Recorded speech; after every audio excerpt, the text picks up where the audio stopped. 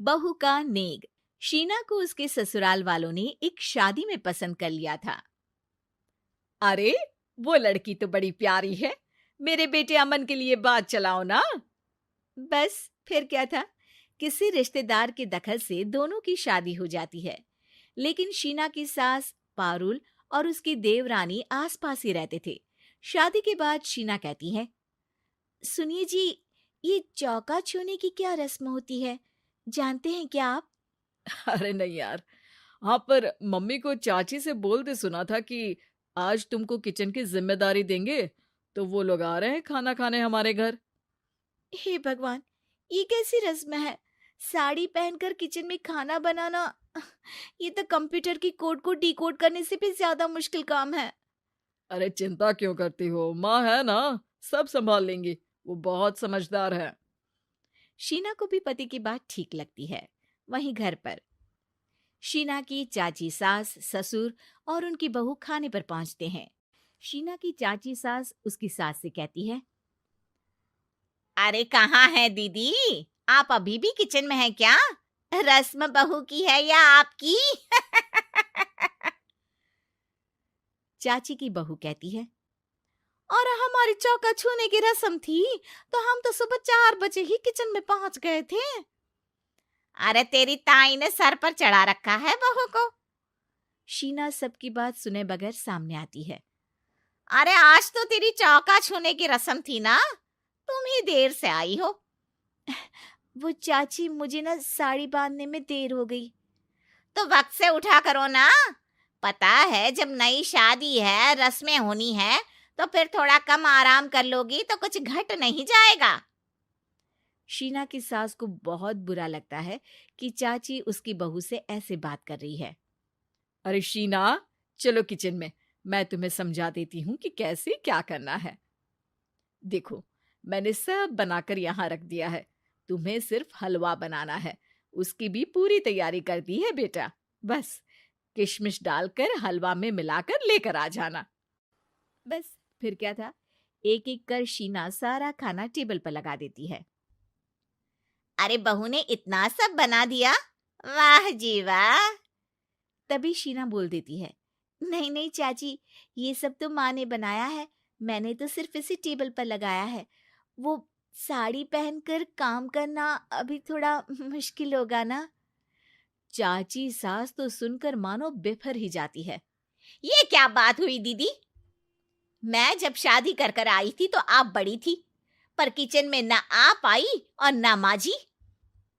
हाँ, क्योंकि उस वक्त मैं बहू थी और मुझे सास के हिसाब से काम करना था।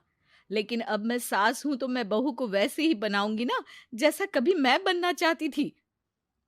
खैर, चाची सास खाना खाकर वहां से चली जाती है। कुछ दिनों बाद, अरे शीना, ये क्या पहन रखा है?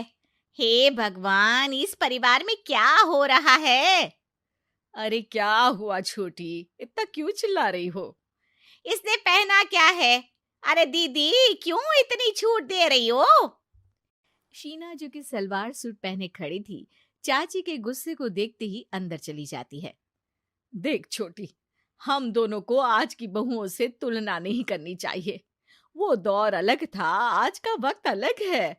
देखिए दीदी, ये तो परंपरा है, हमारी सास ने हमें दी और आगे हमें अपनी बहुओं को देना है।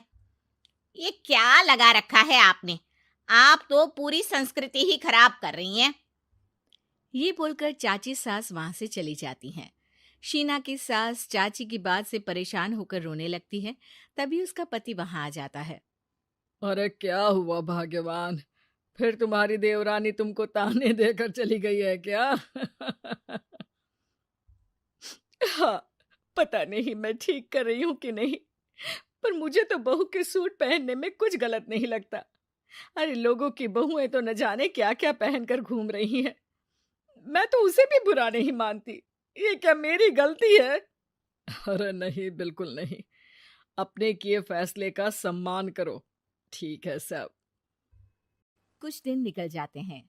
फिर आता है शीना का पहला करवा चौथ। अरे शीना बेटा, यह त्योहार हमारे घर में बहुत मायने रखता है।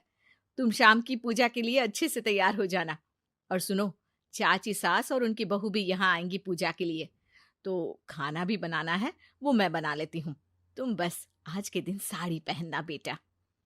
शीना समझ नहीं पाती है कि चाची सास के आने पर उसकी सास उसे साड़ी पहनने को क्यों बोलती है।